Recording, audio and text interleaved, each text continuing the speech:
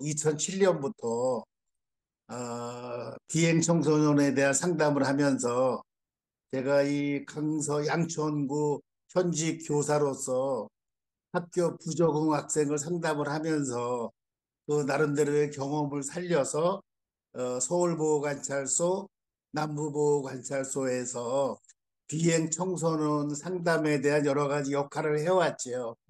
그런데 이 상담을 하면서 가장 먼저 우리가 알아야 될 것은 이 비행 청소년의 비행의 근본 원인이 어디에 있는가. 그래서 거기에 대한 우리의 그 상담 처방을 어떻게 하는가를 우리가 아이들을 만나기 전에 그러한 아이의 내면적인 측면을 여러 가지 고려해 보고 어떻게 상담할 건가를 판단을 해봐야 되지요.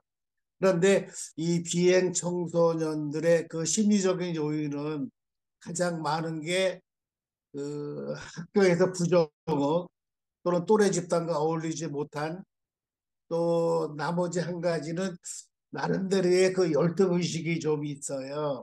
그래서 이런 거를 아이들이 갖는데 조금 더 우리가 상담을 할 때 주의를 해야 되는데 제가 제일 그 조심한 거는 학교를 다니는 학생이면 괜찮은데 학교를 다니지 않는 학생이라면 제일 우선적으로 검정고시 얘기를 해요. 근데 우리가 상담사로서 그래 열심히 해서 검정고시를 해라 하는 것보다는 가능하면 그 정상적인 학교 생활을 하도록 학교 복학을 유도하는 방향으로 상담할 필요성이 있고요. 또 한 가지는 제 그 하나의 경험으로 테이블에 앉아서 그 상담을 하는 것보다는 좀 적극적인 상담을 해줬으면 좋겠다는 생각이 들어요. 예를 들어서 제가 상담하는 학생이 그 비행으로 인해서 상담을 받고 있는 도중에 또 비행을 저질러서 가정법원에서 판결을 받는 사례가 있었어요.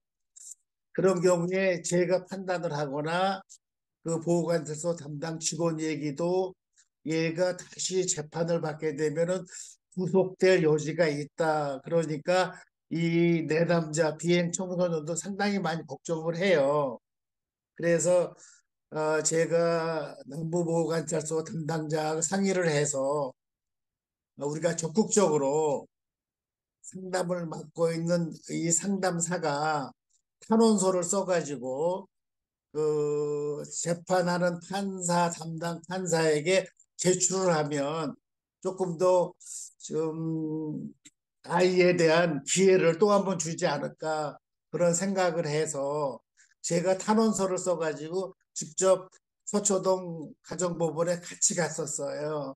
그래서 판사님한테 제출을 해서 이러한 과정에 있는 사람으로서 앞으로 이 비행 청소년이 다시는 재범하지 않도록 제가 적극적으로 지도를 하겠습니다. 그러니까 건의를 받아줘서 그러면 2차 상담으로 들어가서 구속을 면하게끔 해서 아이가 남부보호관찰소에 다시 와가지고 아주 1년 동안 상담을 잘 받고 학교로 복귀한 사례가 있어요. 그러니까 이러한 적극적인 상담도 필요하다 하는 걸 한번 염두에 두고 싶고요.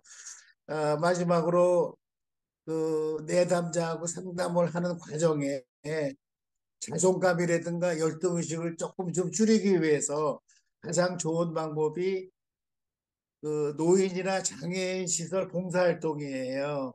그래서 좀 관심이 있으시면은 그러한 시설, 특히 장애인 시설에서 그 내담자와 같이 2시간 정도 봉사활동을 하고 봉사활동은 별게 아니고 책 읽어주는 거하고 간식 먹여주기예요. 그래서 갔다 와서 이 내담자가 소감문을 써요. 소감문을 읽어보면 한 번 갔다 올 때, 2번 갔다 올 때 그 내용이 달라요.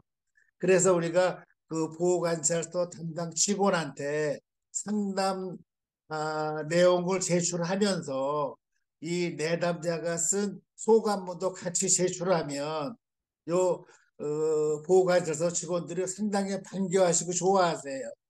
그래서 그 학생들의 심리적인 변화를 우리가 눈으로 확인할 수 있기 때문에 선생님들이 무조건 비행을 저지르지 말고 뭐 부모님 말씀 잘 듣고 네가 똑바로 정신 차려서 재범하지 않도록 하는 것보다는 아이들이 스스로 자존감을 키우고 열등의식을 갖지 않고 내가 이 건강한 신체를 가짐으로써 앞으로 뭐든지 할 수 있다 하는 자존감이라든가 그런 마음을 자신감 같은 거를 넣어줄 수가 있어요.